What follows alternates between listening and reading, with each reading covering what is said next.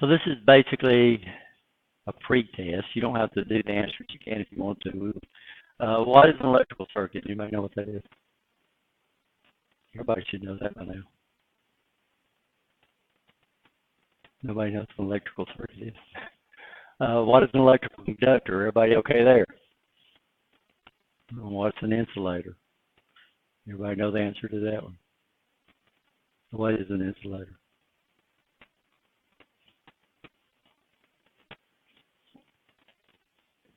This has very little conduction. Basically, there's no such thing that anything that has no conduction.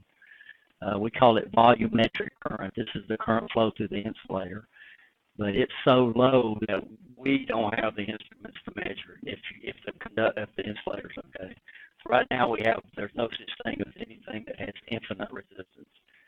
If you have a resistance and you have a difference in potential, you're going to have current flow through it, right? It might be way down into picoamps, but there's going to be current flow through it if you got a difference in potential and you get across the source. What natural metal is the best conductor of electricity? Everybody know that? What is it? Silver? Yeah, silver. What is the two most often used electrical conductors? Anybody know that? Aluminum and copper, yeah. What is the voltage, current, and resistance and power? Everybody okay there? You should have had all that in intro, right? Everybody okay there? That's very important. What's the basic difference between DC and AC? Anybody know that?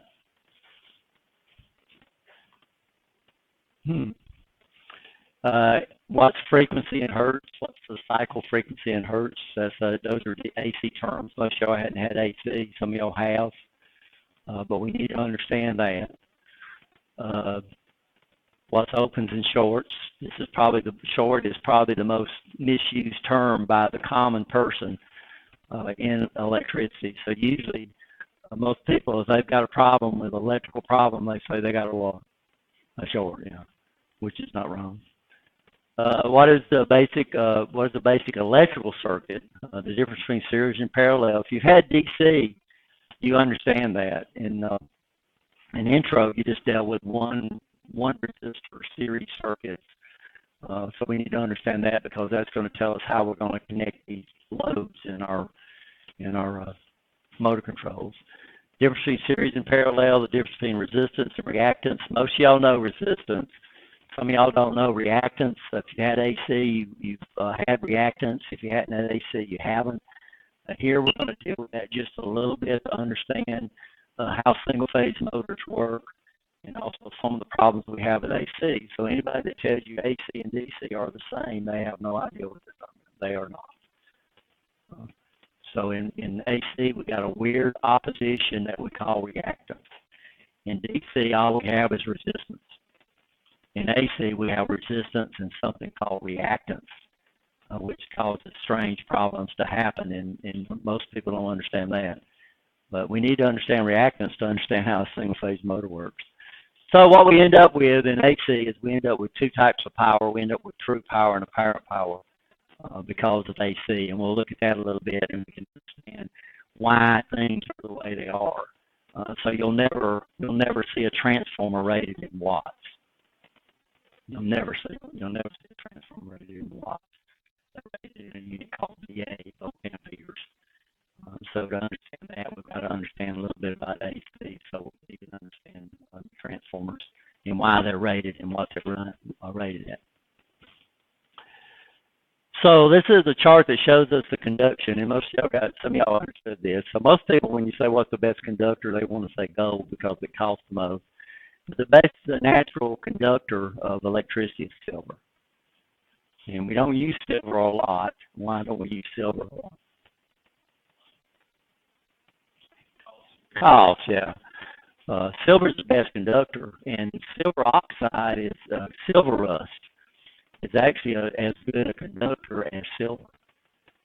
We do use silver a lot, but we use silver as a plating. I know what a plating is. What's plating? It's when we take something and coat it with something else, with a real thin coating. And y'all watch these people selling these coins, and they'll say, coated, plated with 0.0 milligrams of pure gold. So that means most of them, if you rub them too many times, you'll do what? You'll rub the gold off. Yeah, so we use silver plating, and this is most of our contacts. So what we're doing with contacts or light switches is we're making a circuit basically by taking two conductors and touching them together. So where they touch, you want those things to have extremely low resistance, right? So if you ever take a light switch apart and look at them, you'll notice that where they touch, it's probably got a little silver coating on it. So most of your contacts are silver coated. And when we look at our relays, we'll notice the relay contacts are actually silver coated, even though they're gray. Remember, silver oxide, we don't worry about silver oxide because it's a good conductor. But copper oxide is copper rust is a crummy conductor. So, y'all know the Statue of Liberty is made out of copper. What color is she? Yeah, she's green because we're looking at what? You were looking at copper rust. In fact, they deliberately, when they replaced it, they squirted salt water up there to make her do what? Make her oxide so everybody would know what she looked like. So, yeah. So then copper is an extremely good conductor. So we use a lot of copper. Most of your low voltage conductors are copper. So copper, we use copper all over the place. Then we use aluminum a lot for high voltage conductors, and we'll talk about why. Even though aluminum is on the verge of being a semiconductor. In fact, do y'all know what determines a conductor in semiconductors? The outermost shell of an electron will never have more than 8 electrons up there. It's got to have at least what? It's got to have at least 1 and 8. And all those other shells are hard to figure because they change multiples depending on how far they're out. What we're trying to do is we're trying to move electrons. The ones that have 1 electron out there, those are the ones that make the best conductors of electricity. So silver, if you looked at the layout of the bands on a silver, you know that outside band, we call it the valence band. The outside band has 1 in it. And then if you look at copper, it's got what? It's got 1 in it. But you look at aluminum, it's got 3. 8 atoms that's got 8 out there, those make good insulators. They want to keep their outside bands. And 4, anything that has 4 out there, we call them semiconductors. And y'all heard of the term semiconductors. And what semiconductors we can do is we can deliberately, we call it doping, we can deliberately introduce other atoms in there to control the conduction characteristics of semiconductors, which is, well, aluminum's got 3. So aluminum is almost a semiconductor. 1 more atom out there and 1 more electron, it would be a semiconductor. So why do we use aluminum? Lightweight and cheap. It's a lot cheaper. But if you ever notice, aluminum is used to send very high voltage levels. And we'll look at that, why that makes a difference. In fact, we can look at it now. What's the power formula? Anybody know that? The main power formula for power. Come on, impress me.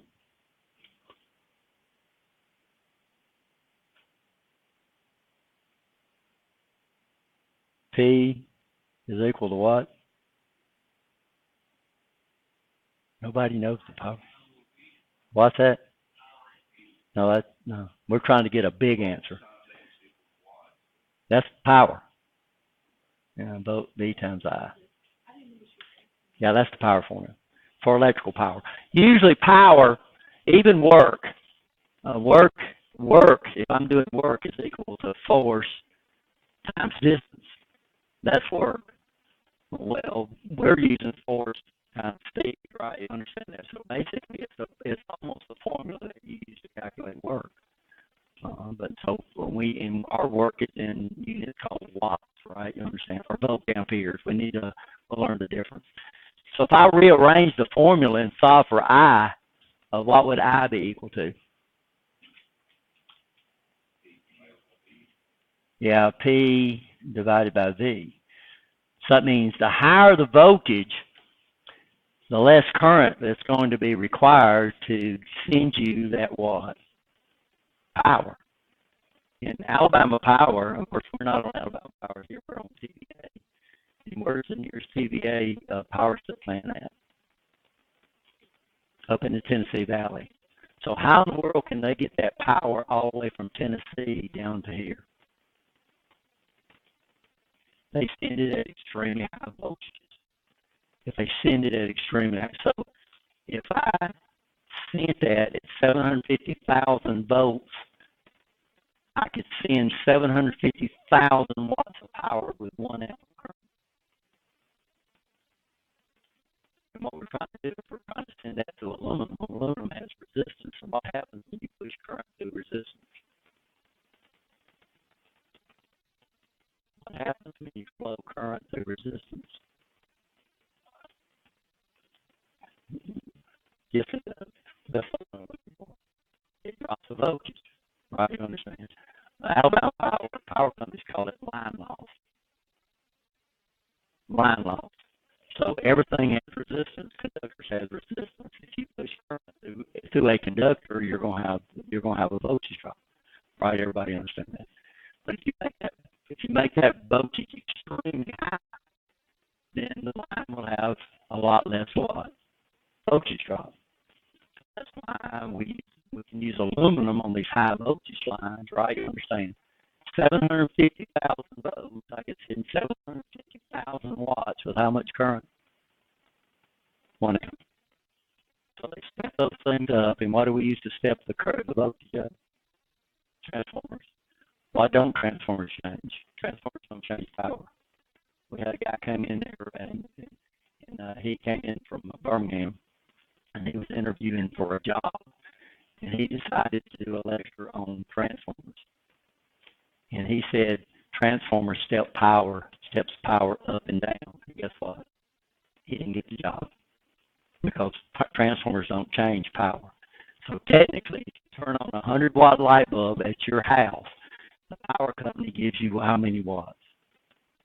100 watts. And the transformers don't change power. They do. If they were 100% efficient, that would be perfect. Of course, no, there's no such thing. But what we can do with transformers is they don't change power, but we can change what? We can change voltage. Step it up real high for what? Transmission. Now, what's the problem with high voltages?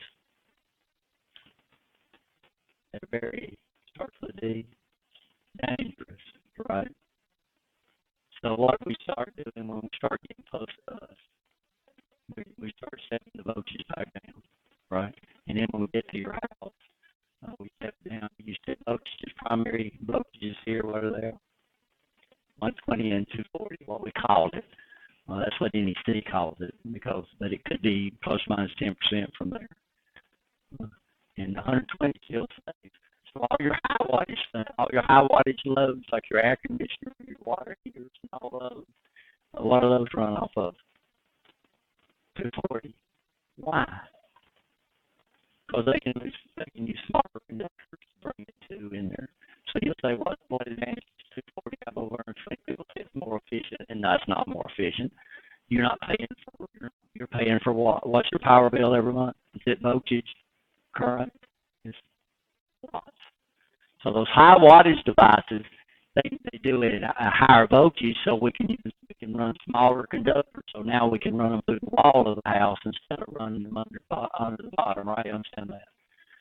So high wattage devices are cheaper to install, but they can get paid for power. Where do we connect 240 at? You can't get to those 240 plugs. Where are those supposed to be at?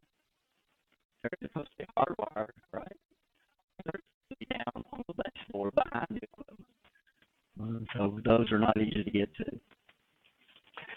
So what we do, why we use aluminum on high voltage lines is why it's a lot cheaper. It weighs a lot less, which means my towers that I'm supporting this stuff does not have to be as what? As big. And now I can use aluminum. And aluminum is a lot cheaper. So all your high voltage power lines are going to be what? Aluminum. And then the closer I get to your house, they're going to convert back over to what? Copper. So the two most often used is copper and aluminum. We use gold for a plating. What's nice about gold is gold. We don't understand gold oxide. We're not around long enough for gold to rust. They've had gold buried in the ocean out there in the salt for years, and they put it up, break the stuff off, and it's almost like it was minted. So anything that's going to be exposed to the atmosphere, we use a lot of gold plating, but the gold plating is extremely thin, just about like when they sell these coins to you, right? Uh, they put that plating on there really, really thin. And like I said, don't use brass soap to clean those things off because you'll do what? Yeah, actually you can rub it off with your fingers after a while. So. Tin is a real good coating too. Tin is way down here. Tin is a good coating too, but these are really, really thin. For years on computers, we used a lot of gold plating, and now they use a lot of tin plating because by the time the tin oxidizes, the computer is obsolete now. So, you know, we have a big turnaround, even on cell phones. How often do y'all update your cell phone? I'm still using a 5S, by the way. So, I buy them to do what I need to do. So silver, commonly used as a plating. Copper is extremely good. Gold is very good, commonly used as a plating. Aluminum is commonly used for what? Yeah, and copper and aluminum are the two most widely used. So your house would be wired with copper because we're back down to low voltages, right? Everybody okay? Physics, these are work. And of course, we're dealing with this, right? So we're using power is equal to force times speed. What's our force?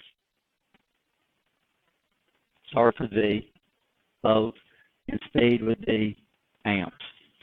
Anybody know what 1 amp is?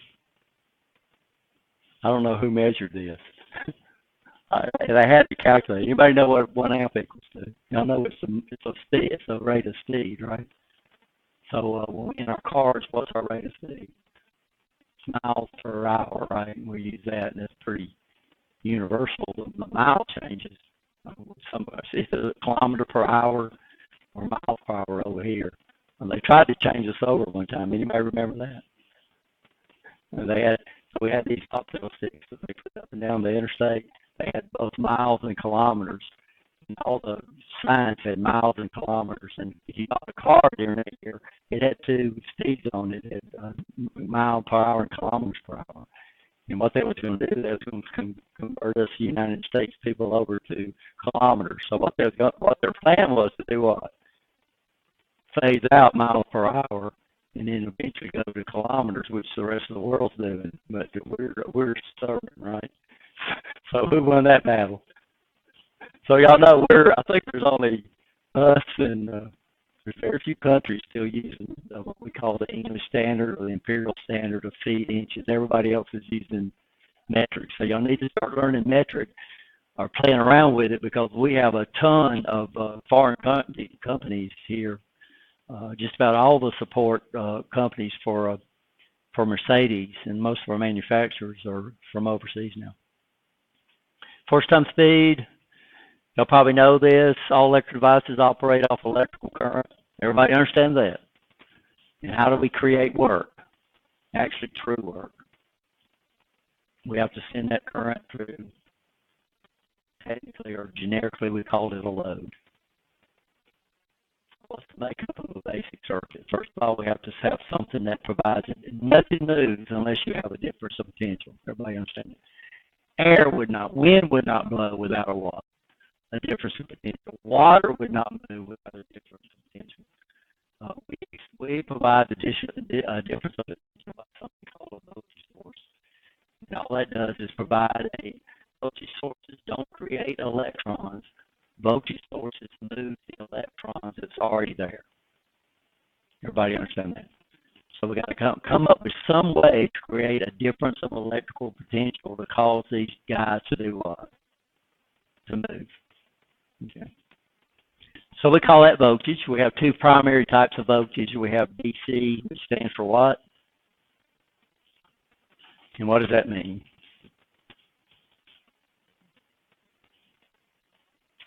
It's current flowing in one direction. see negative deposits. And we originally they didn't know what happened. And when they assigned the polarities on the battery, that was just an assignment, right? And originally they thought that the current flowed between what? Positive, negative, but later on they actually realized what was flowing and what was actually flowing. Electrons. So electrons, we push them out with negative and pull them back in with positive, right? So we have two current flows, and you'll be careful with books. You see a book called Conventional Current Flow. Those are books that teach positive and negative flow. And then there's, we teach what we call electron flow, which is what the U.S. military teaches. But a lot of universities are still teaching conventional current. Does it change any of your formulas? No. Does it change any of your polarities? No. Does it change any of your rules? The only rules I know it changes is how it generates a magnetic field, how to determine which is the north and which is the south. One of them we call it the right-hand rule. One of them we call it the left-hand rule. And they just swap for conventional current flow. But all your math is the same. A lot of universities still teach it because it makes it easier to explain semiconductor devices. The amount of power produced by these devices is determined by the speed of the current flow through them and the force that is causing the current to flow, right? And this is power. We assume if we choose the right size conductor, we assume it drops no voltage. Is that true? No. You said if we choose the right size, what determines the resistance of a conductor? Anybody know?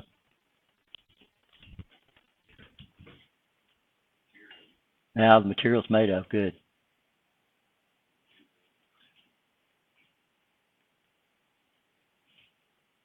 A length, yeah.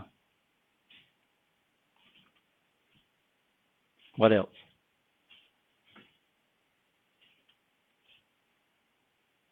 The size. We usually in conductors we call it a gauge. We use over here. We use what we call the American wire gauge. So we deal with inches, and we assign it a number, and it's a weird formula. So the bigger the number, the smaller the size. So it's backwards. So most people think the numbers already go up as they go down. So the smaller the conductor gets, and until you get familiar with it, you would have to look up what we call the American wire gauge chart, and this would tell you what it would tell you the actual diameter of the conductor, and this is based on circular conductors. It would tell you the diameter for each wire gauge. So it's real strange. So a 20 gauge wire would be bigger than a 24 gauge wire. And what's the two standard wire gauges we use in house wiring? Anybody know? 12 and 14. We use a lot of 8. If you got HVAC systems or water heaters or stuff like that, it might run on a 10 or an 8 gauge wire. Depends on how far it is. Length. Material, length, size, and what's the fourth thing? Anybody know? Starts with a T. Yeah. So metals, when metals heat up, their resistance goes up, and metal goes down. When temperature goes down, metal goes down. And this is why one of the main reasons they don't insulate your power lines. It makes them very dangerous. But if they insulate it, in fact, we'll look at the ampacity of these conductors, and then we'll look at what National Electrical Code rates them at. And they rate them at different temperatures. They rate them at different currents depending on what insulators they have. So we'll take a look at that. So I think a 14 gauge wire is rated at 30 amps. But when you look at the National Electrical Code, they rate it at 15 because they're taking in consideration what? The insulation, right? The length, and also temperature. So basically, NEC is set up where basically anywhere you install the 14 gauge wire, whether you install it across your ceiling or you install it through the walls, an outside wall or an inside wall, 15 amps will still be okay. And so they really dilate that down a lot. And then 12 gauge, they rated at 20 amps. I don't remember what 12 gauge is rated at. So these are the four things that determines the resistance of a conductor. The material, the size, how far it's got to run, right? You understand that. And then the last thing right here is temperature. In temperature, you put an insulator on that, and amperacity's got to go down, right? You understand? Because it's just like us. We wear long sleeve shirts. Why do we wear long sleeve shirts or coats? To keep us what? Warm, yeah. So insulators do the same thing. Speed of the current is controlled by the amount of force divided by the amount of opposition to the flow. Everybody okay there? We use what law to do this? We call it what law? Come on, guys. Y'all going to have to...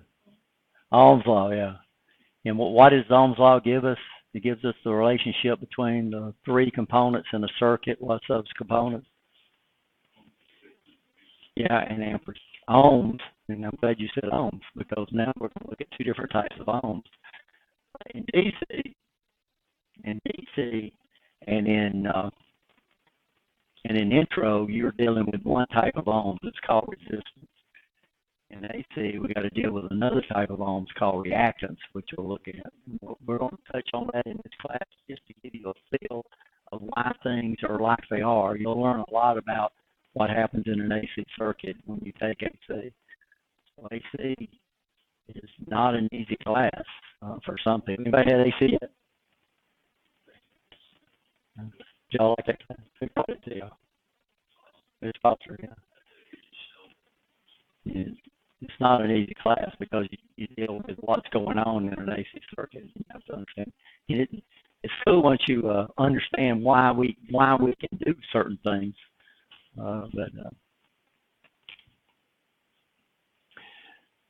Of course, we already talked about this, right? Atoms. Everybody understands this. Most of this stuff. We already talked about this. Some materials, such as metals, allows electrons to move freely, while others, such as rubber, do not. For this reason, most metals make good electrical conductors, and most other ones that don't, like rubber, Teflon, paper, these usually make good insulators, right? And what's the function of the insulator, by the way?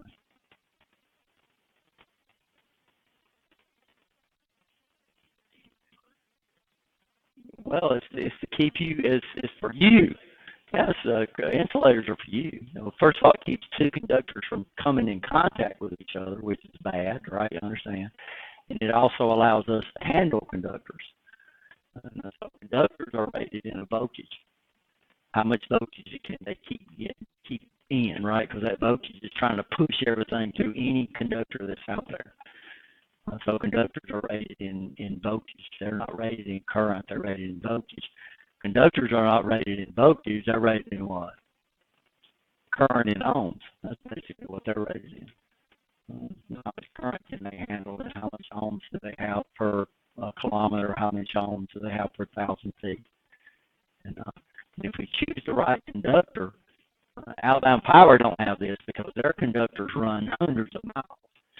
So Alabama Power will always have line loss because every conductor has a resistance, right? And if you push current through a resistance, you get a what? You get what we call a voltage drop.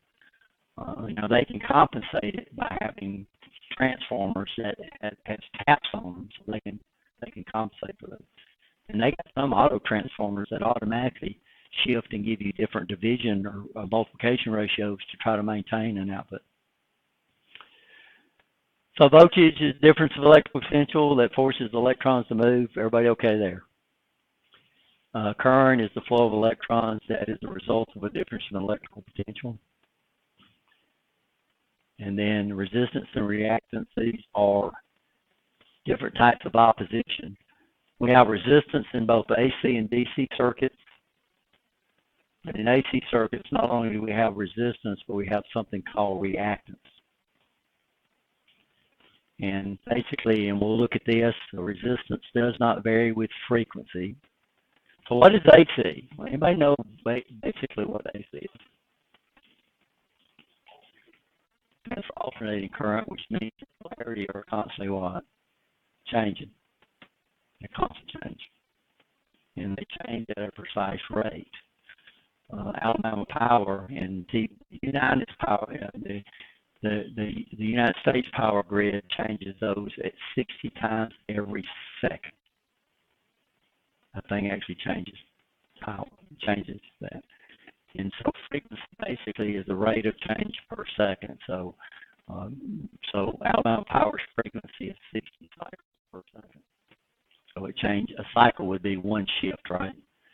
So we start off with this one positive, this one negative, and then it swap, and then when they go back, that would be what we call a cycle. And Alabama Power, the United States Power Grid is designed around 60 swaps per second, which means this sucker is swapping every 8.33 milliseconds.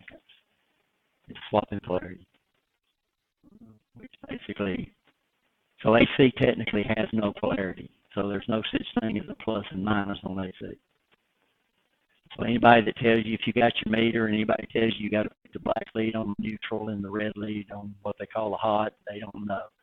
AC don't make any difference which lead you use for what, because it technically has what?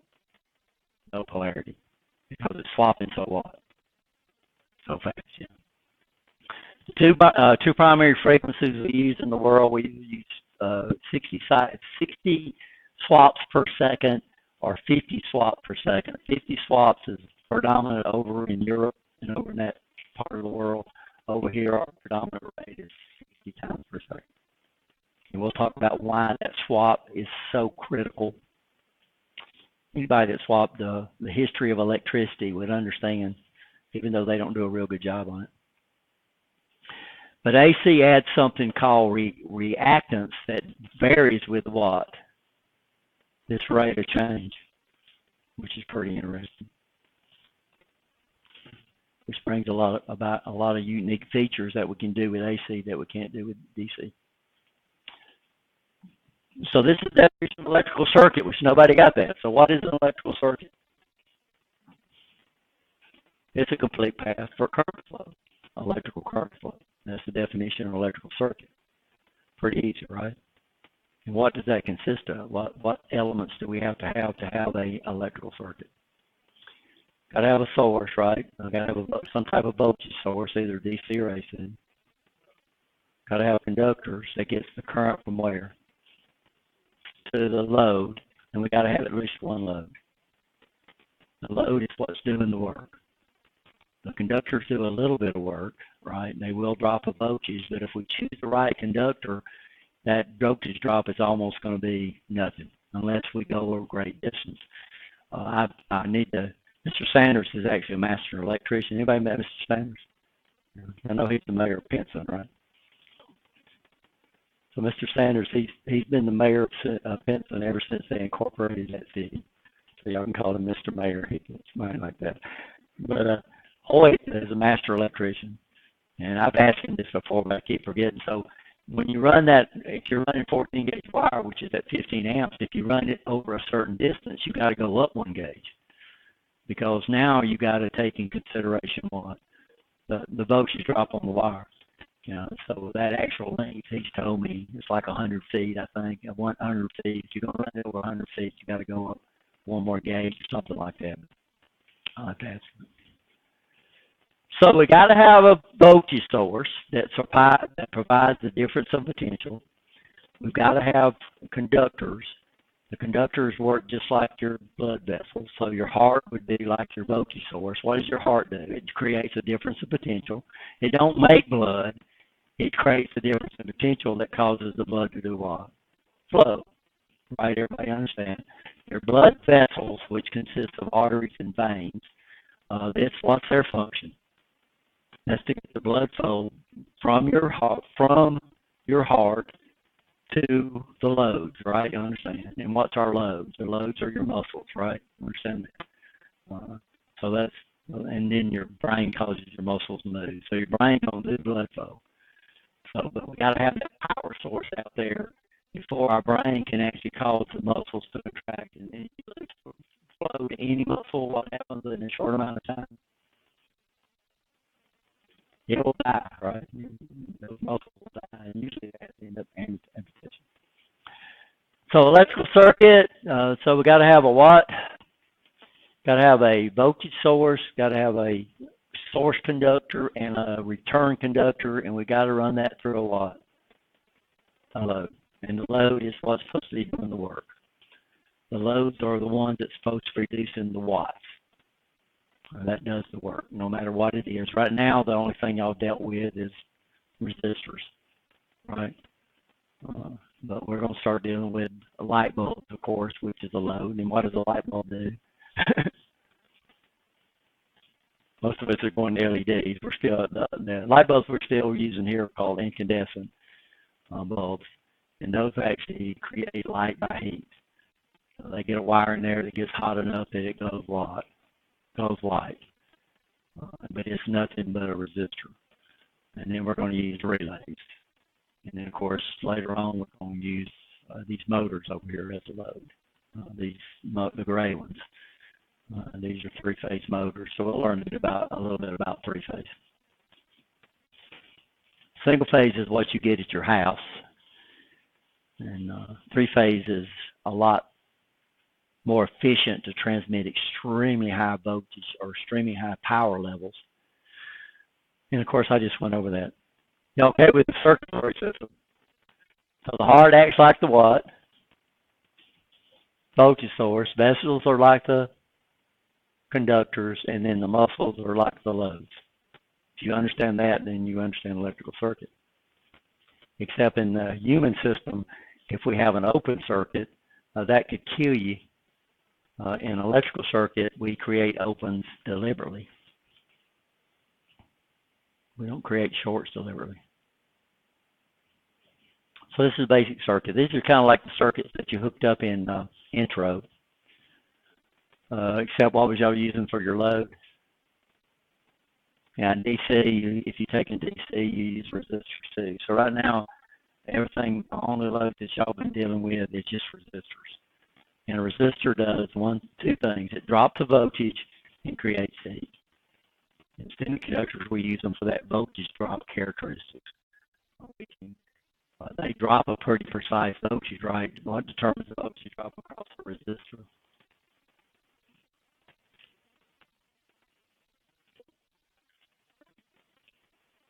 I don't know what determines the ohm value. Yeah, you can't really say size because most people, when you say size, you think it's a physical size. Yeah.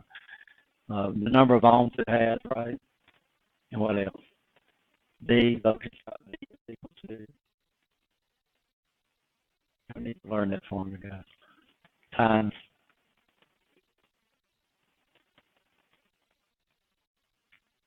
What are we talking about? Voltage drop V is equal to what? Times opposition. Yeah. Now here it's resistance, but actually it's opposition. So we got more than one opposition in an AC circuit. We only have one opposition in a DC circuit, and that's resistance. In an AC circuit, we got both resistance and reactance. Guys, when I get started lecturing, we try to take a break about every hour because these classes get, so y'all go ahead and take a 10-minute break. So when we get around about an hour, when I get stopped, I don't pay attention to time, right? So somebody needs to do what? And we'll take a break. So let's take a 10-minute break, guys.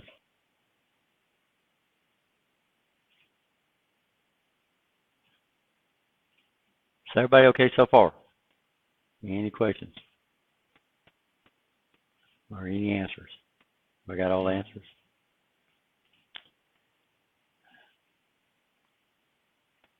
So these are the three categories of circuits that we'll run into.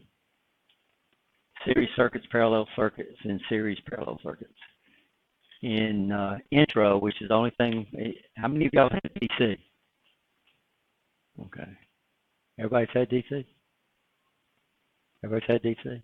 Well, heck, let's skip over all these. Is everybody okay with series circuits? What's the characteristics of a series circuit? We've all had DC, right? What's the characteristics of a series circuit?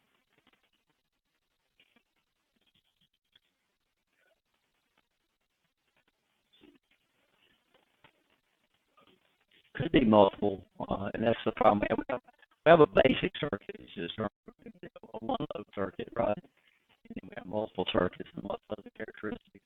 What's the same about a series circuit? All right, for a circuit, you change the circuit and the current changes.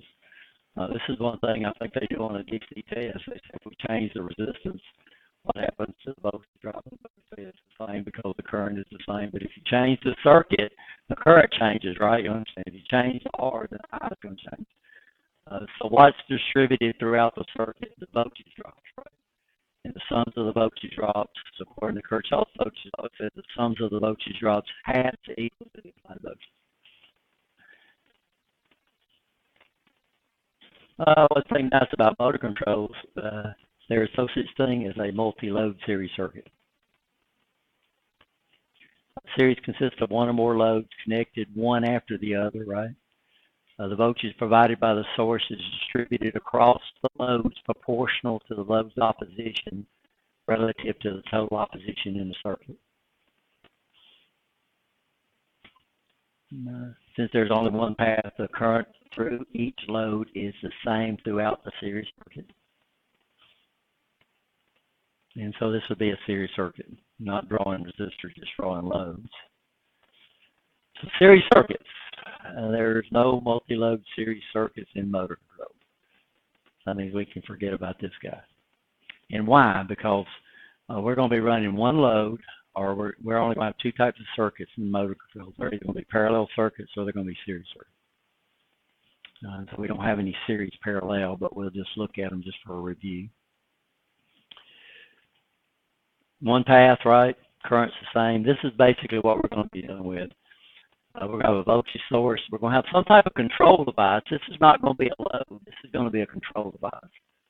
So a control device does not produce work. They have a job, but they don't produce work. They don't produce power. And what's a good example of a control device? A light switch. So just about every circuit that you run with in your house gives you the ability to turn it off and turn it on. A circuit breaker, a fuse would be considered a control device. Those guys are not supposed to produce any power. Fuses have to produce a little bit, but it's usually something we don't even understand because that's the way they blow. So every fuse has to have a resistance because it blows off of heat, right? You understand? And the only way we can get heat is I squared R, right? So the smaller the fuse, by the way, the smaller the amperage rating, the more resistance it is to have. So you get a 10 milliamp fuse and you measure that sucker might have 100 ohms worth of resistance. But that's at 10 milliamp, so how much would it drop? It still dropped nothing, right? So, and the bigger the fuse, a lot of times you can't even measure the resistance on the fuse. But we're going to have a lot of these. Normally we'll have I don't know if we do any circuits without a control device. So we're going to use push buttons and relay contacts and stuff like that. A parallel circuit. So parallel circuits, we have a ton of these. The voltage applied to each load is exactly the same. All the loads are connected across the voltage source. The current is distributed in the circuit inversely proportional to the branch opposition. So that means, so in series circuits, we're dealing with voltage drops, right? In parallel circuits, we're dealing with currents. And parallel and series circuits are just opposites of each other. You'll notice that. So in series circuits, the voltage drop is distributed through the circuit. In a parallel circuit, it's the current that's distributed through the loads. So in a series circuit, the biggest resistor produces the most power. In a parallel circuit, the smallest resistor produces the most power because it's dropping the same voltage and it has the higher current, right? Understand that?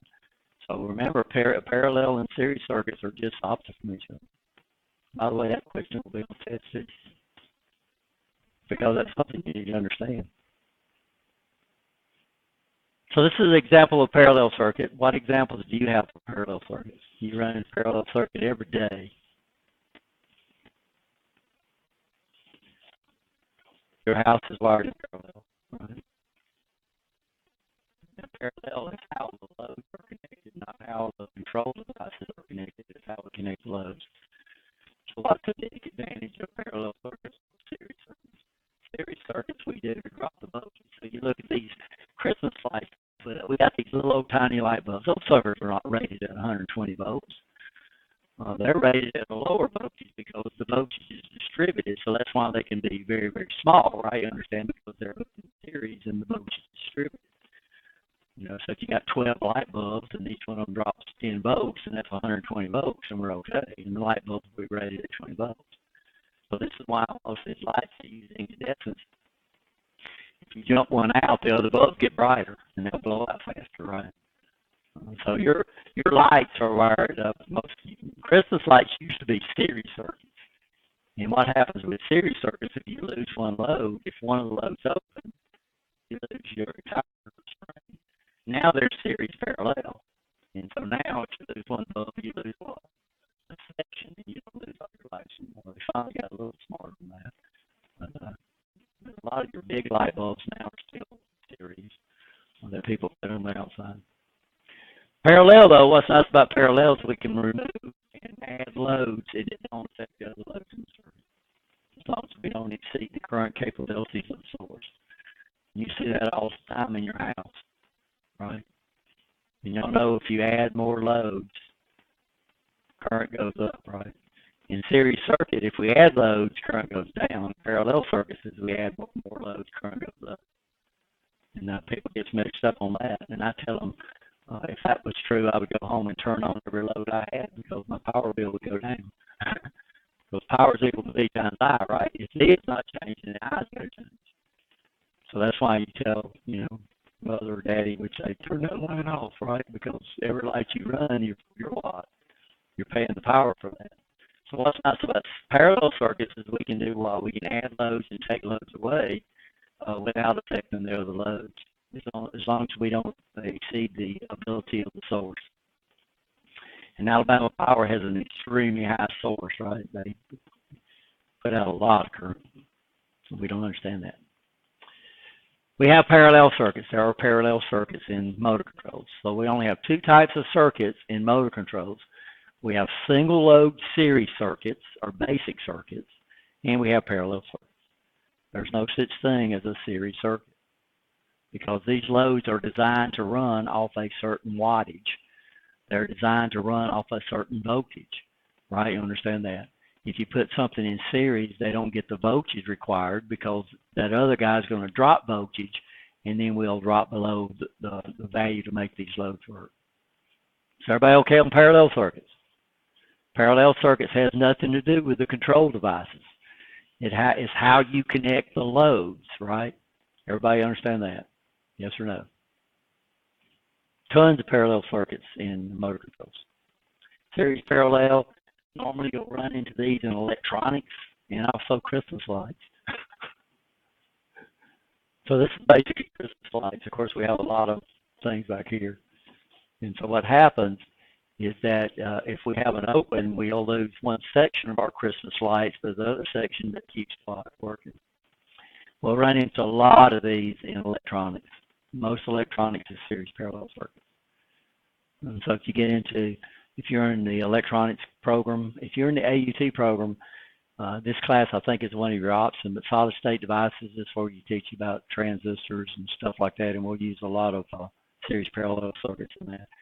We have none of these. This is probably the one y'all loved in DC, right? Calculating those series parallel circuits. Isn't that the ones y'all loved? Yeah. Control devices. Everybody up. Control devices control the flow of current and consume no electrical power if they're working right. So if you've got a light switch that's getting hot, it means you better do what?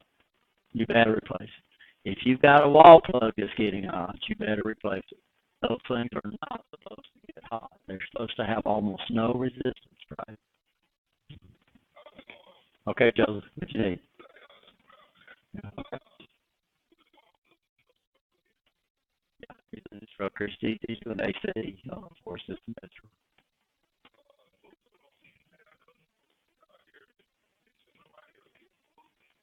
For AC. It's the same book for DC. Yeah, AC uses the same book that DC uses. Right.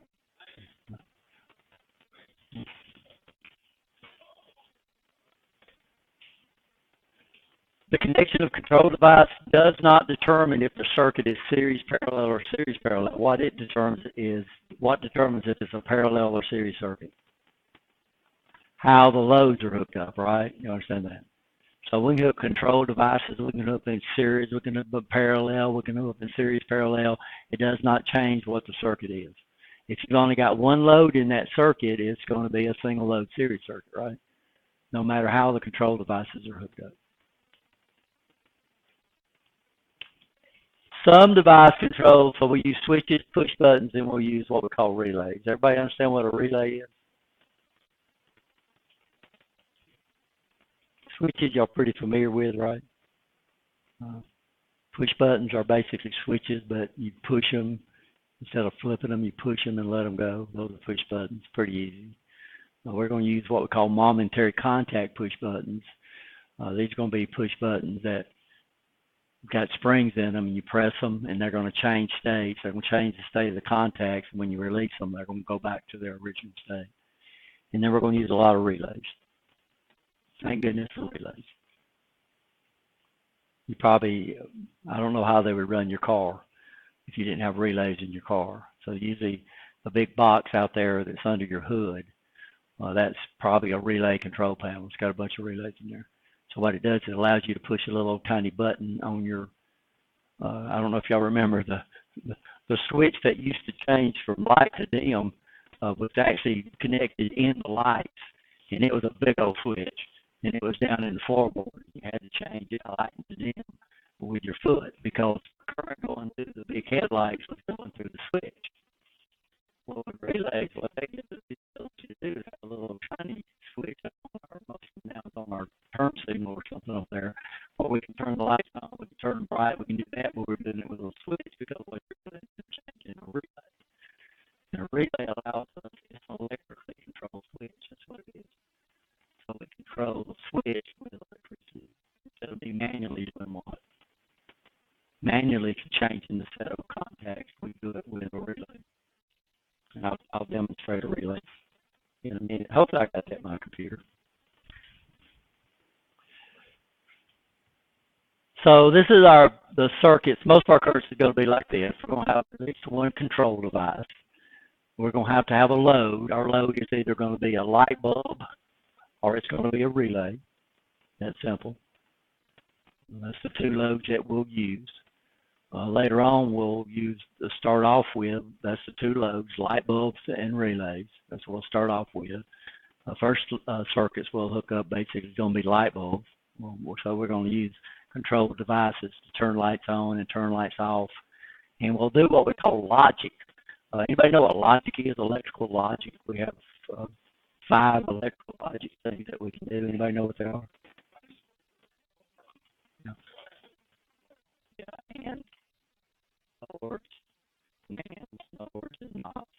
So we'll learn that we can wire that using switches. We can do different things. And originally, we did logic with relay contacts or push buttons. So first electrical labs we'll look up is going to be logic. We're learning about logic. And everything has to be pretty orderly, sort of that. So it's a pretty, we'll learn about that. These guys up here are called programmable logic controllers. So instead of me having to wire these circuits with hardwire this logic, we can program it in a PLC. These guys are starting to dominate the market as far as doing the logic.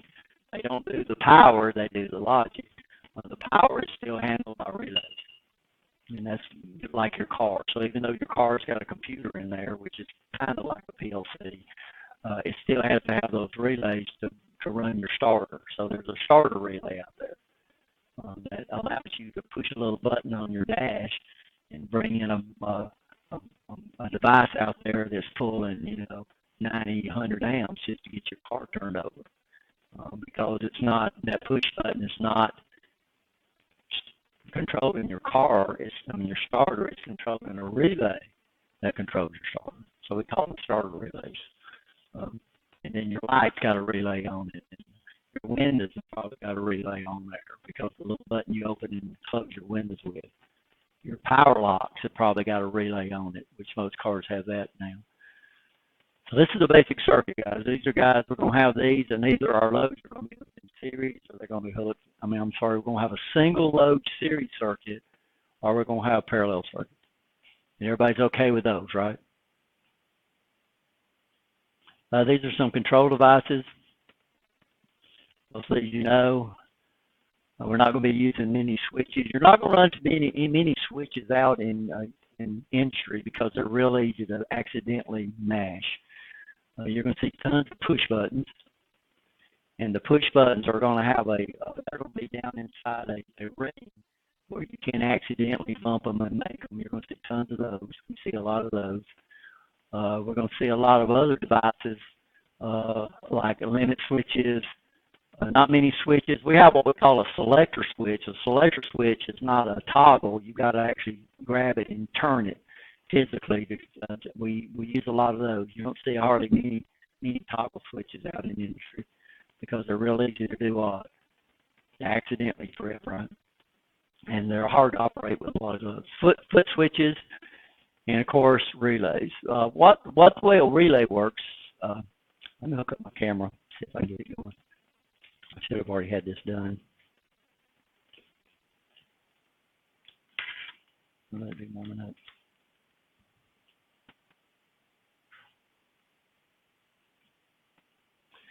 So these are what we call relays, and relays works on a principle called a solenoid, which works on a principle called an electromagnet.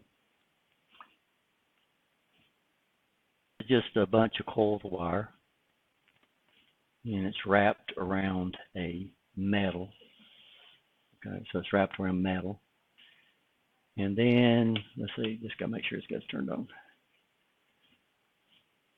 And I might have to move over to the 5-volt supply. Let me move over here.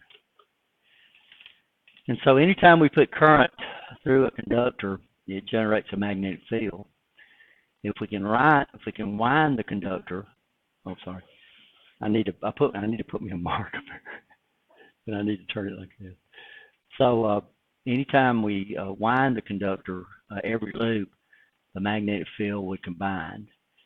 And we need to really combine this, so we don't use regular wire. We use what we call magnetic wire. Magnetic wire has a real thin insulation on it. This is why transformers have problems. If you ever put too much current through it, this insulation will burn off. In fact, a lot of people will strip this with a cigarette lighter, and it'll burn right off. And so windings inside a transformer will actually short out, and it causes their voltage to not work out right.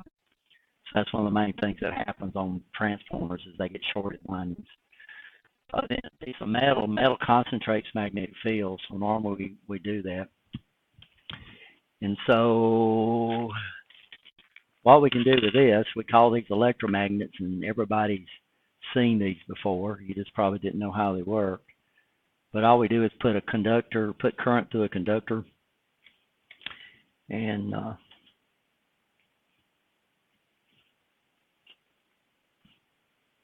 I've turned it over.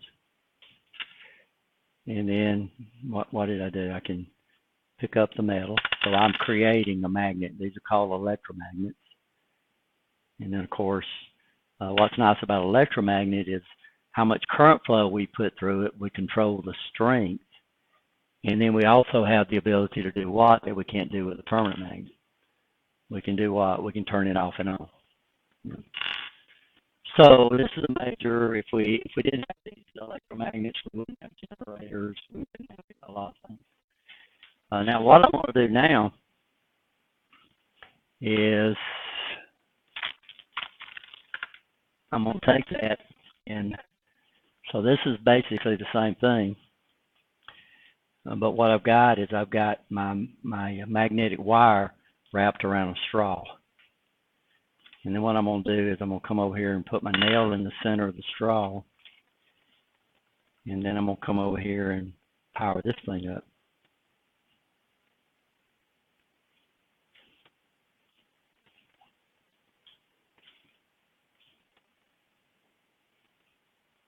And so let's see if I can put it at an angle so you can see what happens.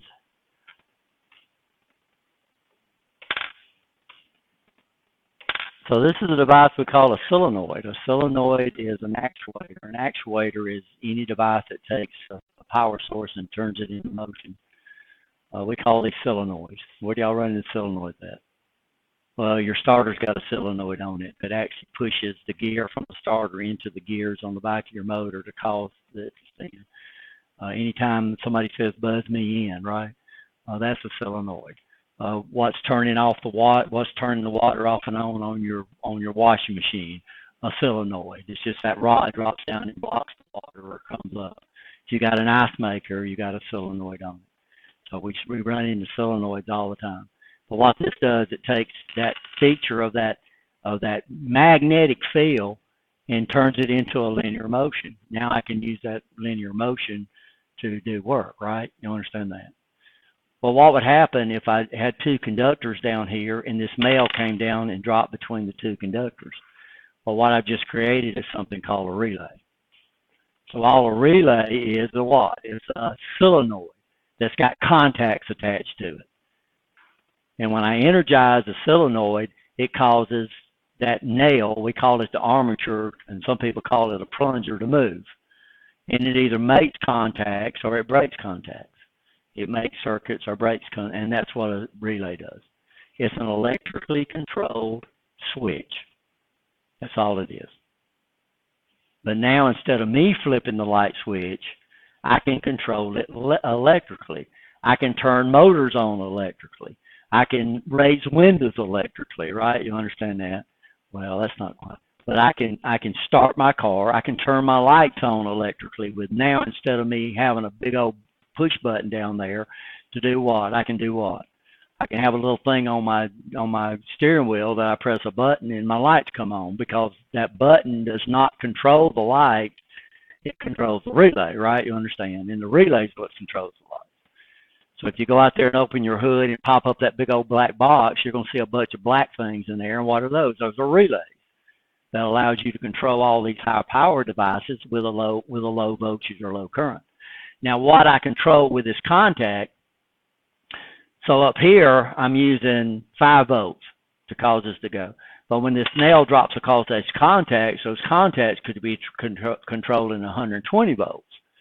So what's nice about a relay is what's controlling the magnet, the coil, does not have to be what's the contacts, right? You understand that? So what can we do?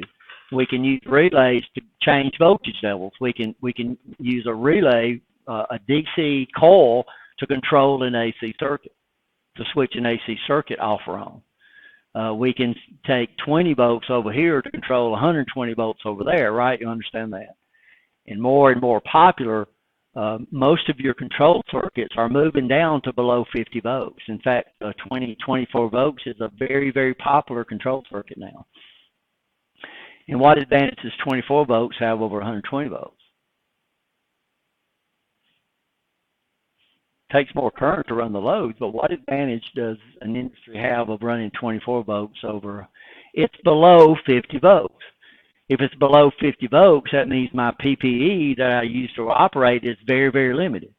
You get out to most plants and they'll have on safety glasses and leather shoes. They don't have anything special on. They use their regular hands because they're not into high voltage.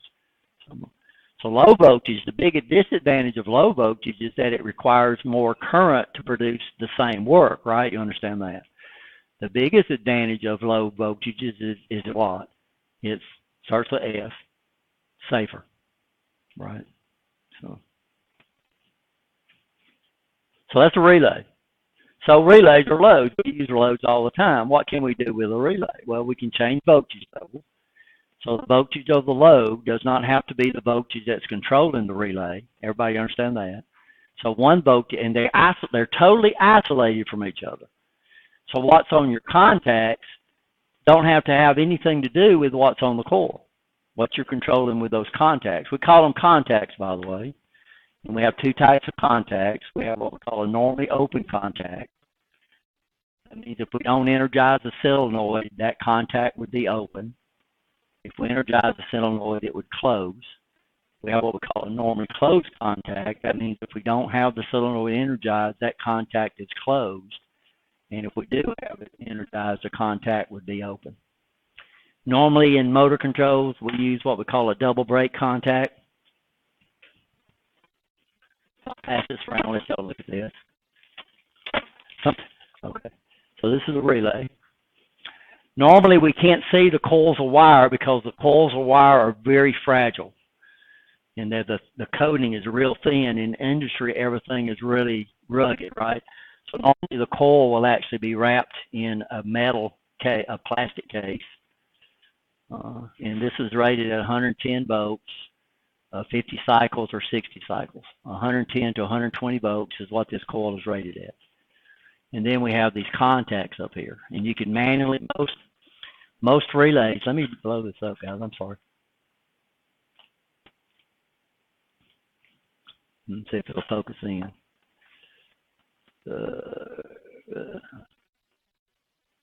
I don't know where they got these screws. These are actual connectors for the coil. This is the coil right here. And then when this coil changes, it causes this guy right here to either move this way or this way. So most relays have what we call a mechanical override, which means you can mechanically cause it to shift. Manually, excuse me. But if I put power across these contacts right here, it's got these metal screws in them, it's not supposed to be in there, then it would shift this thing mechanically.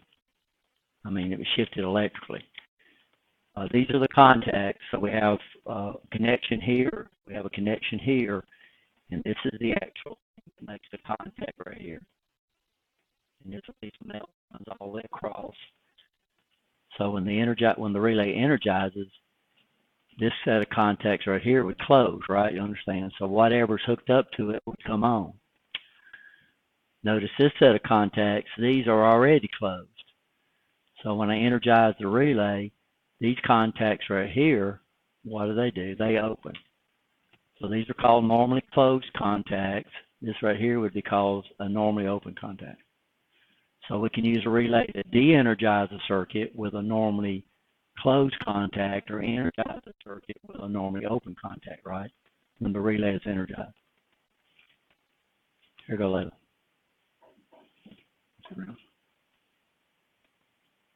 So that's a relay. Every contact we call a pole, and then the number of positions. So this would be, how many is on there? About 8-pole relay.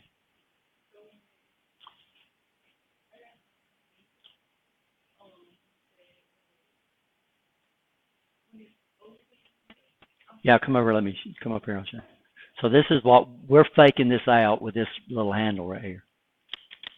Okay. So notice this contact right now is open. This contact is closed, right? Yes. So we call this a normally open contact. That would be called a normally closed. How is it open? I'm sorry. I'm just not getting it. What do you mean? How does it open? Oh, you said.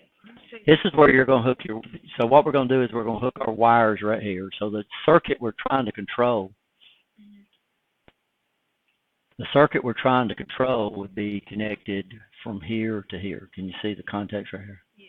Okay. So right now this circuit right here would be off. Okay. Because these contacts, so current can't get through these contacts, right? You understand? But if I come over here and push it, then these contacts close. I'm sorry, these contacts right here close. So if this was hooked up to a light, the light would come on. Here the light would be off. Here the huh?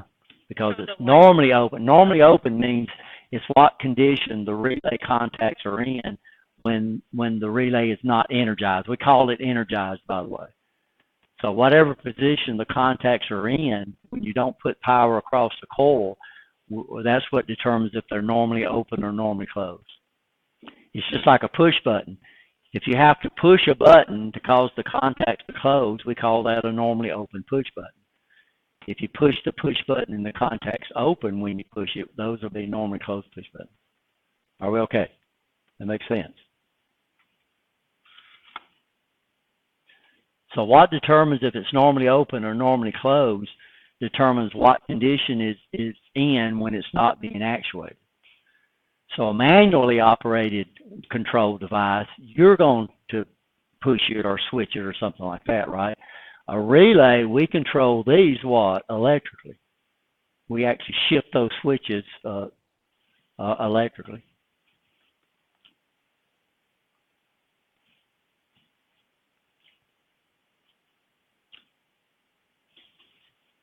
So we have real small relays. Normally we call these control relays. These usually the contacts stay inside the control circuit. We'll learn difference. Most control circuits consist of two circuits. One circuit we call the control circuit. Usually this is a low voltage circuit. So this is where you're working. We have what we call the power circuit. This is a high voltage. If you're working in industry, they're usually the power circuit usually requires somebody with a key. Because this is what the power cabinets that are high voltage.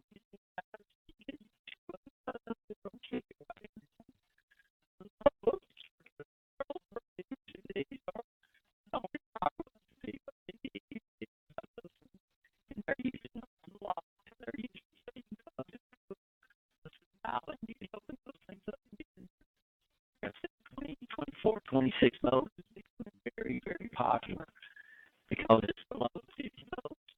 And it's below, and that's in the control circuit, right? You understand?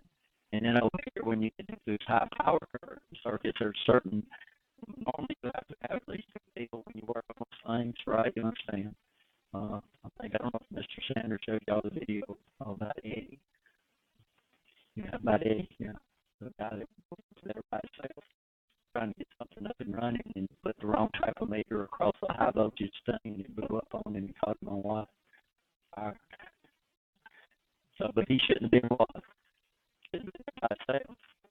And number two, he should make sure he was using the right meter because I think it's like 2300 volts and he was on a meter that was only rated with like 1000 volts. And, we had an instructor here that was in on a meter explosion, and the guy that he was with got killed. And Mr. Terrell, he was actually happened to be behind the door of the control cabinet. So, but he had his arms over there, and it burned his arms real bad. Symbols of the trade. This is very, very important. We have electronic symbols. We actually teach a class here called blueprint reading, even though they're like a lot of people call these diagrams. You don't see any true blueprints anymore. Used to, that's the way they had them. They would have a paper that was coated with a chemical, and then they would cover up what they wanted to say blue, and then they everything, and then they put it out in the sun, really, and they would eat off the rest of them. But now, most of our documents now are printed. In fact, we can get printers that are huge. All these to the finished banners out there, that was actually printed on a printer. So we can get printers now that can do big prints, but they still go by the name blueprints, even though odds are you're not going to run into a blueprint that's got blue lines anymore. We call a class called blueprint reading. It's basically symbols. And what you do is you learn the symbols for a lot of different trades. I think you do electrical, you do commercial wiring, what electrician would use, you do HVAC, how they would run simulated stuff, or you do plumbing. Plumbing is not important. What we have is when we run our cables and stuff like that, we can run our cables and stuff anywhere. HVAC people have to run their in a certain location, so they got no option how they run theirs. So normally what we figure out how we run our cable, even to be at a job, we have to know the prints that everybody else is using, right? And figure out the best, shortest path to get to it. So that's a good class. I think it's required in the AUT. I think, and if you're in the AUT degree, I think it's optional in the ILT degree. So these are some symbols you already looked at, right? So what's this a symbol for? A DC source. Originally it was batteries, but now it's any DC source can use that symbol, whether it's electronically generated or whether it's generated chemically or however you make a DC source. This is an AC voltage source. This is a what? Resistor. Right, in the case of the connection. This is a device called an inductor, which we'll look at a little bit. This is a device that actually varies its opposition with frequency. Really neat. And you run into these all the time, even though you don't know it. Okay. What's this? I know that one. It's a capacitor. A capacitor is a device that varies its opposition with frequency. So these guys are what we call reactive devices. This is a basic transformer. Well, it could be. We call this a single pole double throw switch. Anybody understand what that means?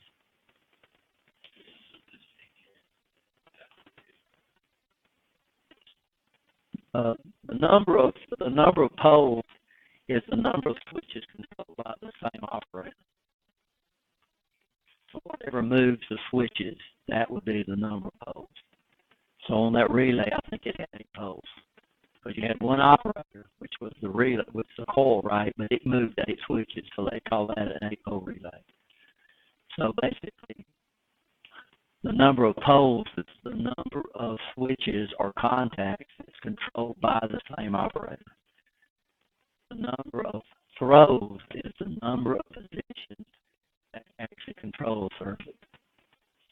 So your light switch would be what we call a single pole, single throw switch.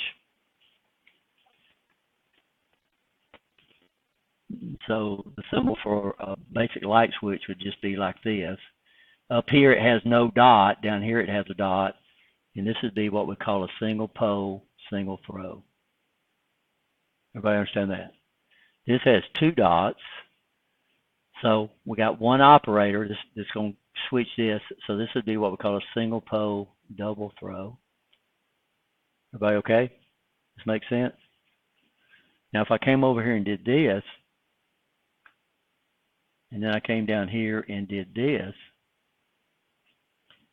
and then I put dashed lines between them. Now, dashed lines means they're controlled by the same operator. This would be what we call a double pole, single throw. Because you got 2 switches controlled by the same operator, but they only control one circuit, right? Does that make sense? If I came over and did this,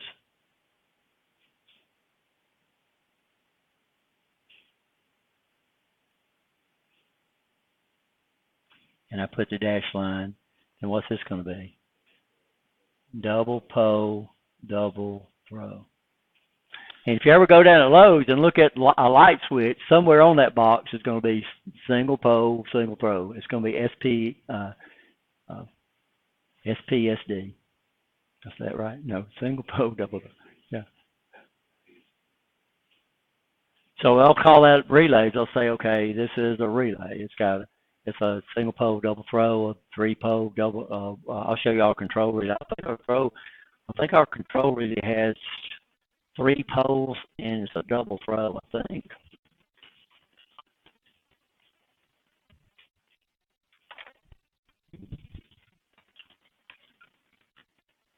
So it's got three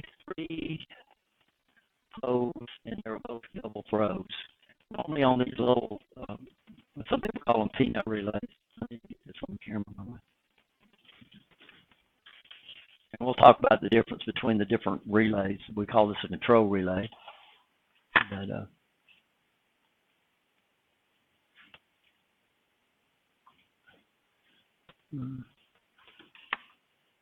by the way, what's nice here is that they actually put the symbol over here on the left for you. So this is what we're going to use to connect this thing. These are called manufacturer numbers. So you can run into different devices that have the same numbers. These numbers are just used by the manufacturer to identify where you make connections to them at. Okay. So what we do is we bring this down, and we're going to make our circuits with what we call banana plugs. So this 9 down here would be the same as this 9 right there. That makes sense? Okay. And this 10 would be the same. So this is the symbol for the actual coil. So this is the coil that to change the position of the switch, we would put voltage across here depending on what the relay's rated at, right? This relay's rated at 120 volts. So if I put 120 volts on here, then all these contacts are going to change state. Okay. This one without the line through it, this is a normally open contact. This one with the slash through it, this is a normally closed contact. Can y'all see it? So this would be 1, 2, 3 poles. And then each one of them would be 2 throws. So this would be a 3-pole double throw relay. And you can actually see the way this one works if you put it from the side. So here's the solenoid, and then it's got a metal flapper up here on the top. Or is it? Let me make sure.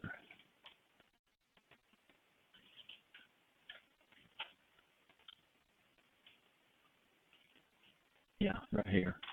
So when you energize this, it's going to cause this to shift, which causes all these contacts are here to change their position. And you can actually see the pole and the 2 throws. So when I pass this around, here's the pole, and then this is the connection right here. And then right now it's shifted and touching this one, and when we energize it, it's going to cause it to shift in the other position, right? That makes sense? Here you go, left. You're the one closest. You're going to be. There's nobody sitting right there. So if there's somebody sitting right there, I would take turns.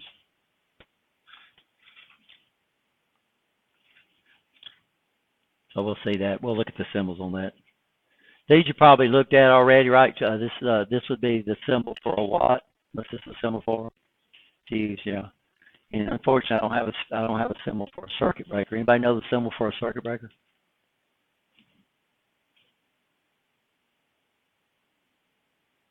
So this is a symbol for a circuit breaker. So what's different? What advantages does a circuit breaker have over a fuse? So we have 2 types of overcurrent protection devices. We have fuses and we have circuit breakers. What advantage does a circuit breaker have over a fuse? We can reset it. What advantage does a fuse have over a circuit breaker?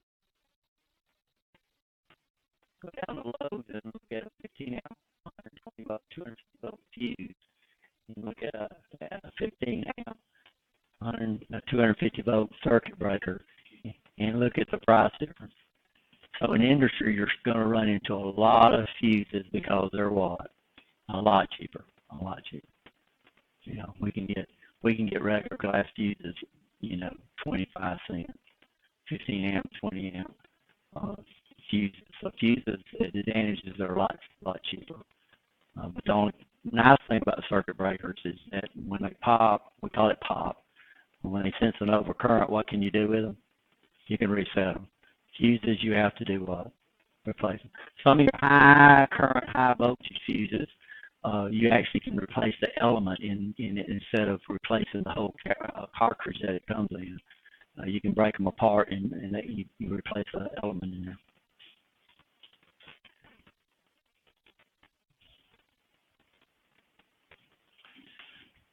Okay, we'll look at one more thing and then we'll.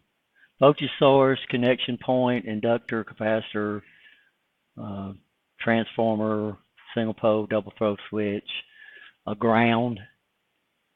And this is probably one of the most misused terms in electrical is ground. Ground technically is a copper rod driven into ground, earth ground, that you set as a reference that prevents things from building up charges.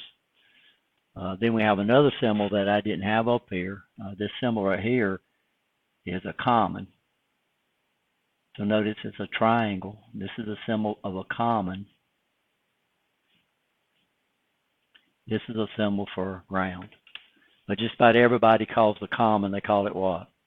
Ground. And just about everybody uses the ground symbol for everything. Your car does not have a ground on it.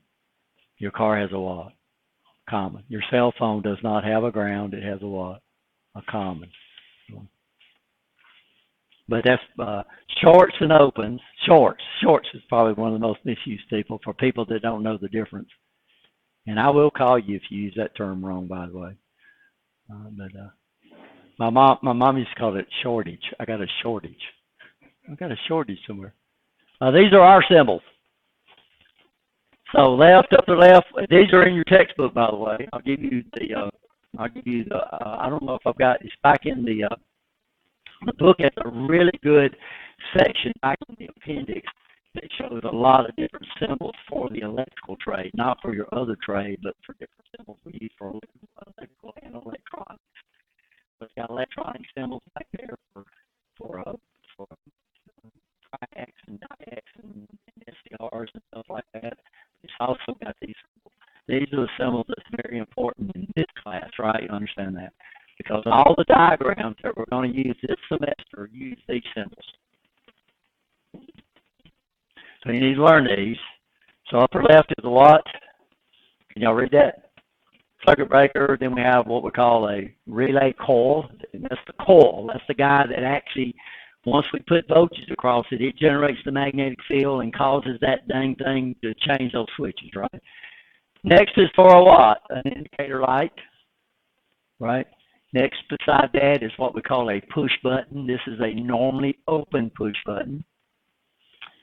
So normally open, and these are all momentary contact push buttons. So what happens is this push button we set there, we press it while it's set here, the contact is open, right? Understand? I come up here and press it, the contact closes. As soon as I let my finger off of the contact, it's back up, right? The one on the side is normally closed. Notice it's below the contact. The connection point. By the way, terminals are supposed to be circles, but they're not supposed to be colored in. Connection points are supposed to be circles that are colored in, and you get people that mess up on that too. Notice all these that where we make connections should have a regular circle, right? So we got normally closed. Everybody go okay there? What else do we have up there? Can y'all read it? This is a normally open contact. These are going to be the symbols we're going to use for the contacts that are controlled by a relay. So if you see this symbol, that means these contacts change their position depending on whether the relay is energized or de-energized. Do you understand that term? So energized means we put voltage across that coil. That coil creates a magnetic field, which causes our contacts to do what? Change. De-energized means we don't have voltage across the coil, so the contacts will be in their normal position. So all your symbols are drawn with the relay in its de-energized position. Yeah, in its normal position. And what's inside of that? A single pole, single throw switch, a single pole, double throw switch we've already looked at. Normally these dots are supposed to be in here. This would be a what? A single pole, single throw. Then we have a double pole, double throw. This is not the way I usually see it drawn, but this is the way the book draws it. This would be a selector switch. So this is going to be a switch that's got a knob on it, right? That you literally got to do what? Move, yeah. Some selector switches are momentary contact, which means you go over and you move into one position. As soon as you let them go, they'll return to the normal position. Some of them are actually where you move it into a position, they stay in that position. The selector switch that we have, it's going to be a deviant position, which means once you put it in one position, it'll stay there. So the selector switch that we have has three positions we can put it in. This is a float switch, and what is a float switch going to do for us? This would be a normally closed float switch. So this guy right here looks at liquid levels, and when liquid levels get up too high, this would open, right? You understand? This is a timer switch. Last time we were talking about a timer. This is actually what we call an on delay timer, normally open. This is a pressure switch. So this would sense the pressure of a fluid, right? Either a gas or a liquid. When I was younger, I thought fluids were liquids, but fluids were anything that don't have a fixed shape, right? They take the shape of whatever you put them in. And they also move freely when you have difference of potential. So fluids are basically gases and liquids. Most because I learned that. And this right here is a float switch. This senses how fast something floats. And there's still some more that we'll look at. When we get in, if you take the sensors class, we'll be looking at these guys right here. Technically, in this class, we're just going to be dealing with push buttons as our control devices. Limit switches. I think we have one lab we do with a limit switch. We have one lab that we do with a solid state limit switch. We'll talk about that when we get there. It's actually a metal detector. It's a special sensor, and we have one lab we do that. But if you take the sensors class, then we'll deal with timers. We'll deal with timers in this class. So limit switches, you'll find out what that is, and then the sensors, that would be the only sensors that we actually use in this class.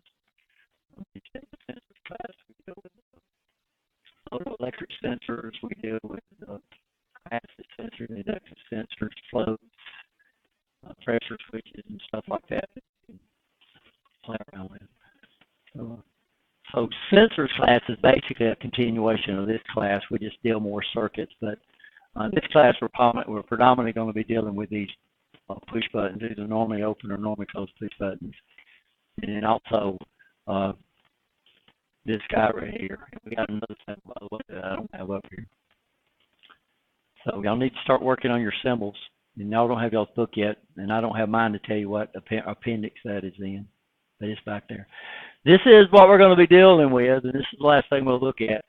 We call these ladder diagrams. And why do you think we call them ladder diagrams? Because they look like a ladder. And so what we do is we put our two voltage sources on each side, and we call them L1 and L2. L1 is usually considered to be the power side. And if you're an electrician, this would be what we call the hot side. And then L2 would be considered the neutral. And then what we do is we just simply connect circuits between what? L1 and L2. Each one of those circuits between L1 and L2, guess what we call these circuits? What do we call the individual steps on the ladder? Rungs, we call these rungs. So this would be a two-rung circuit, right? We're running between L1 and L2. What type of circuit is it? Is it a series circuit or parallel? How many loads do we have in the first circuit? One. So this is a separate circuit. These are two different circuits. So this is one circuit. This is the second circuit. This is a symbol for a what? Coil. So that's a relay.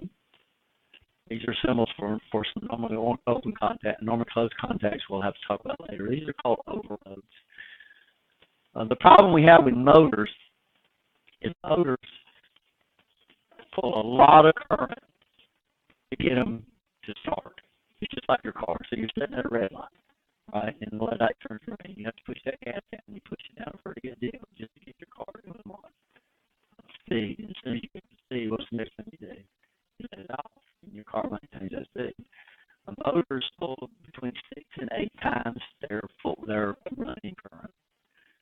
So you say, okay, I got a motor that requires 1 amp to run it. It may require up to 8 amps just to get it started. Well, your overcurrent protection devices have to be able to let the motor start.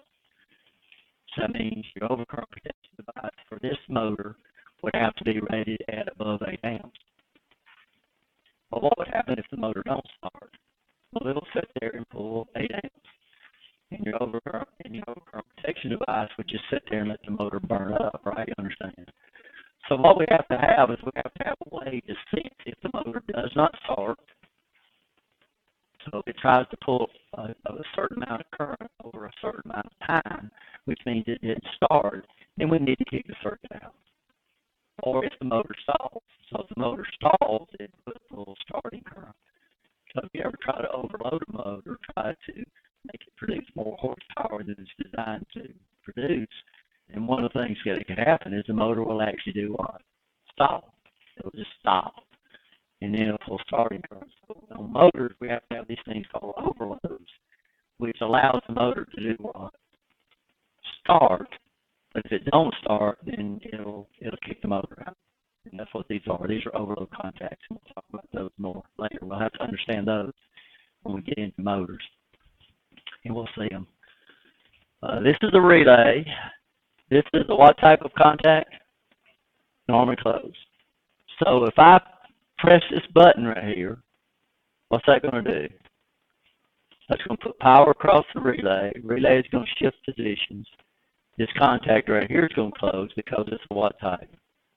Normally open. It'll close. I can let go of the button now because now it's got a secondary path and the relay stays energized. This guy right here would open. So before I do anything, this light right here is going to be on because this is what type of contact? Normally closed. Okay. So I press this button, this relay energizes, this contact opens, this light will go off. This contact will close. Now we bypass the start button. So that means the relay is going to stay energized so I can let go of the start button. And how long is the relay going to stay energized? Until we hit this normally close stop. And this is a standard circuit. If you ever go out to industry, you don't see anybody holding their finger on the button and letting the motor run. What do? They go over and do what? Hit it, they let go of it. Well, right beside it is another button called what? Stop. So this is what we call a memory circuit or a seal-in circuit. This is probably one of the most used circuits in motor control. Is this circuit right here. Because it allows me to have two buttons, a normally open, normally stop. We put them right next to each other. In fact, they used to call it a start-stop station.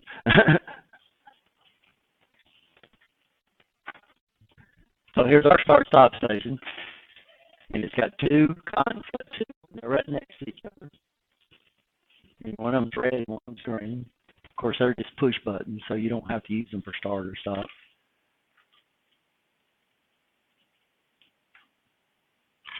There's my relay. So here it is. And there are two momentary contacts. So right now, if I was to put an ohm meter, so here's my normally open, it's between what manufacturer numbers? 3 and 4. So right now, if I was to put an ohm meter between 3 and 4, it would measure infinity or overload on your meter.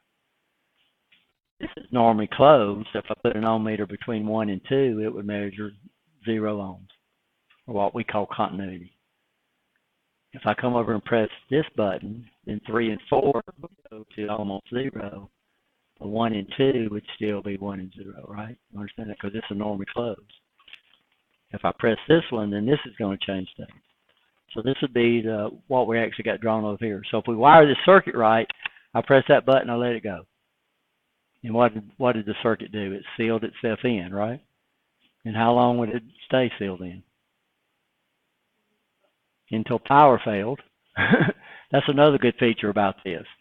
If we had a switch out there running that motor and power failed, the motor would stop. Then you go trucking out there and you're out there working on it, and all of a sudden power comes back on. What would the motor do? It'd take off. Here, if you lose power, then the relay drops out, and somebody's going to have to come up here again and do what? So this is a safety circuit too. So this is probably the most widely used circuit in motor control. Is this start-stop circuit. So we're going to hook this up a few times. And I'll show you all this other slide, and we'll talk about this in the next class. So this is actually a relay logic circuit right here.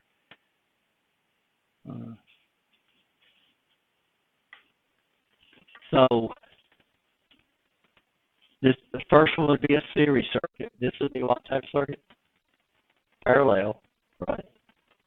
This would be a parallel. But look at the control devices. So some of the control devices are hooked in series, some of them hooked in parallel. The way the control devices are hooked has nothing to do with the way, whether it's a series circuit or parallel. What determines that is what? How we hook the loads. So here we got one connection over here. So this is the same rung, right? And then over here we have two connections. But these are hooked in parallel. So when I energize, you understand that? This would be parallel, and this is definitely parallel. These relays are running motors because these are overloads. We'll talk about that as we go on. The only thing that we're allowed to have over on this side is overloads. So basically the way it works is between L1 and the load, this is where your control devices are going to go.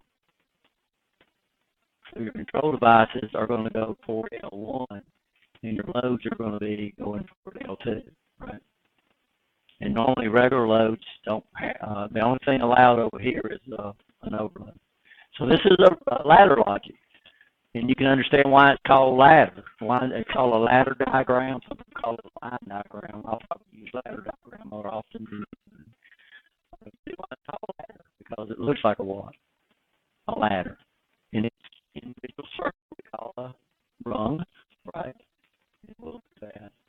And by the way, one of the main languages we program these computers over here, these are computers, but probably 99% of the programming is done in the language we call ladder language. So if you learn this language, you'll be able to jump over to those in no time. And that's what they say. Well, it's easier to take PLCs after you had motor controls, but it's the opposite. So if you take PLCs first, motor controls is easier. If you take motor controls first, then PLCs are easier. So, but PLCs still do not do away with relays. PLCs cannot run a bunch of power. So what we use the PLCs for is we use the PLCs to do all the logic, all the ands and the ors and the nots and the nands and all that kind of stuff, all our timing and all that kind of stuff. And then they'll generate an output that usually brings in a relay. And the relay does the work. The relay does the high power stuff. So PLC, anybody tell you that PLC is done away with relays, they have no idea. So guys, I know you're probably going to get out sooner than this. Any questions on this so far? Okay, so the lectures are up there. A lot of this is in your book. We'll look at this in more detail. You probably need to look, so you get your books, you probably start to need to look at the first few chapters, and I'll try to have my book in here so you'll get the right one. Okay, see y'all.